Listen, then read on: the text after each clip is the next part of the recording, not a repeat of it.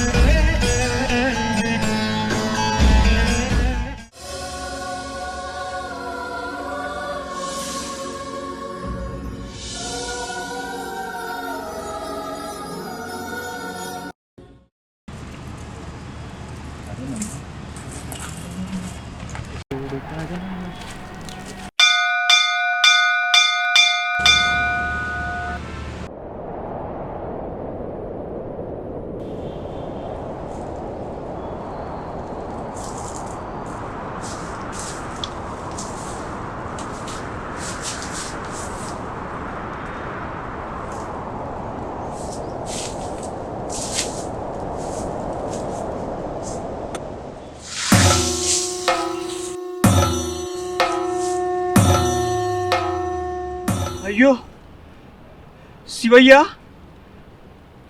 నువ్వు ఇక్కడేం చేస్తుండవయ్యా?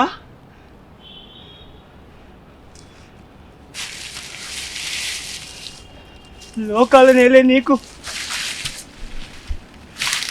ఇట్లాంటి పరిస్థితి ఏంటయ్యా?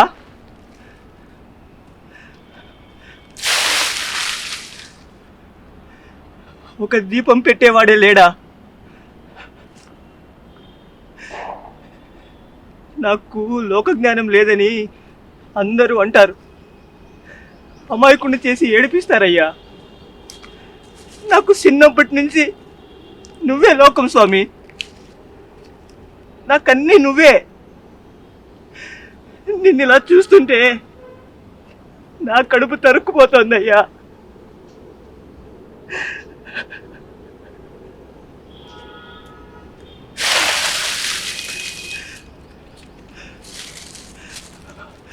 ఆగు స్వామి, నేనున్నా నీకు. నేను నీళ్ళు తెచ్చి నా స్వామికి అభిషేకం చేస్తాను. నీకు నేను దీపం పెడతానయ్యా. ఆగు స్వామి, ఆగు.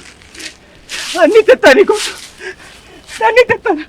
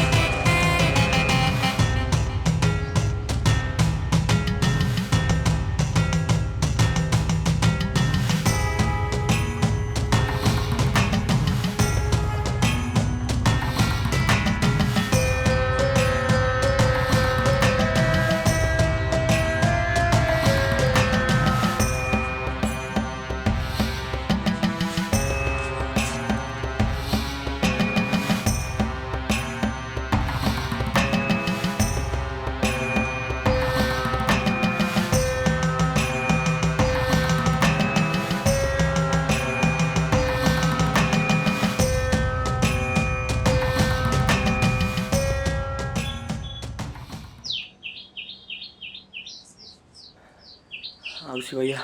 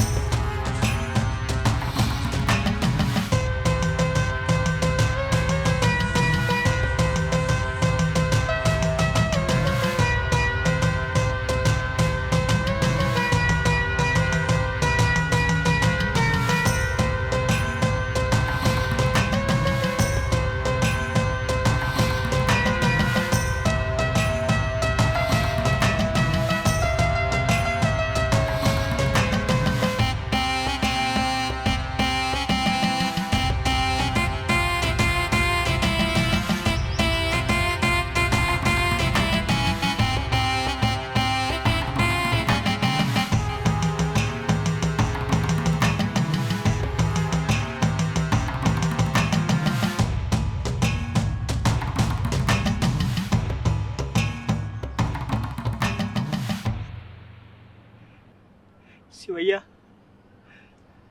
చాలు. ఈ జన్మకి ఇది చాలయ్యా.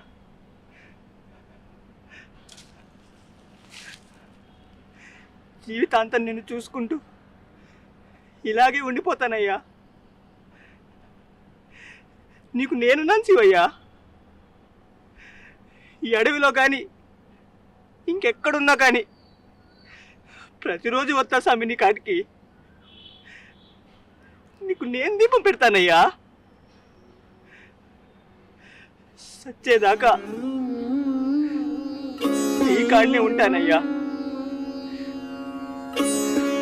సంతోషమా? నీకు సంతోషమానయ్యా?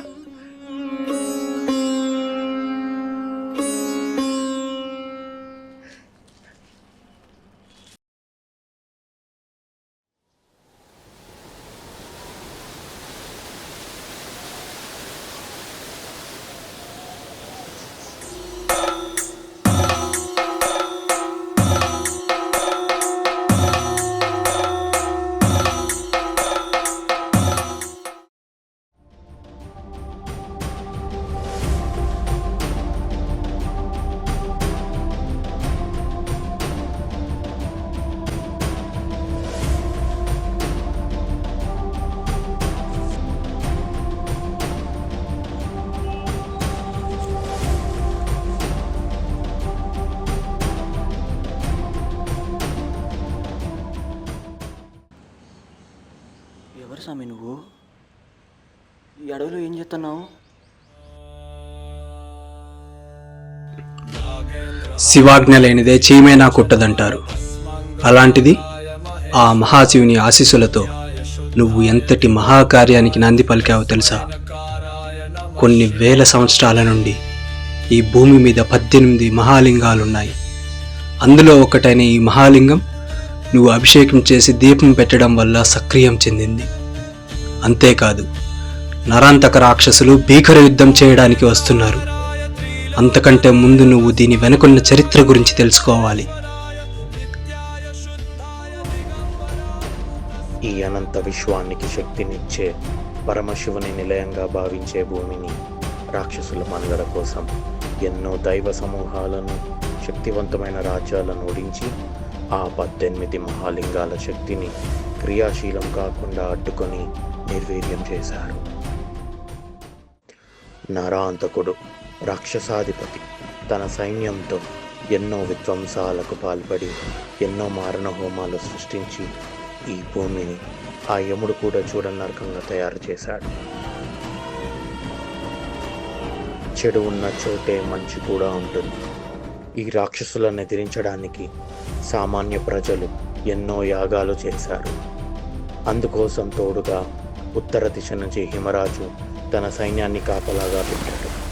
దండకారణ్యం నుండి అడవి జాతి వేటగాళ్ల తెగతో పాటు భయమెరుగని జలజీవ సాగర కన్యలు, గరుడ జాతికి చెందిన గరుడ వీరులు యుద్ధ బలశాలులైన భక్తులు తోడై ఈ దేశం నలుమూలల ఆ మహాయాగానికి కంచుగా నిలిచి ఆ నరాంతకుడి సైన్యాన్ని ఎదుర్కొంటున్నారు. ఇది ఇలా ఉండగా ఆ 18 మహాలింగాలకు దీపం పెట్టి అభిషేకం జరిపిన రోజు ఆ శివశక్తి ప్రకాశానికి రాక్షసులంతమవుతారు. ఈ కార్యం ఏ ఆటంకాలు జరగకుండా ఆ మహాశివుడి అంశతో జన్మించిన పంచభూతాల సమూహులైన 5 మహావీరులు ఆ 18 మహాలింగాలకి కాపలా కాస్తూ ఆ లింగాలకి దీపం పెట్టి అభిషేకం చేసే వాళ్ళని వెన్నంటే ఉండి ఆ రాక్షసుల నుండి రక్షిస్తూ ఆ లింగాలను రాక్షస బారి నుండి కాపాడుతూ వస్తున్నారు. ఆ 5 మహావీరులు సాక్షాత్తు ఆ కాల భైరవుడే శిక్షణ ఇచ్చి అండగా నిలిచాడు. అప్పుడు వెలిగింది మహాలింగానికి మొదటి దీపం.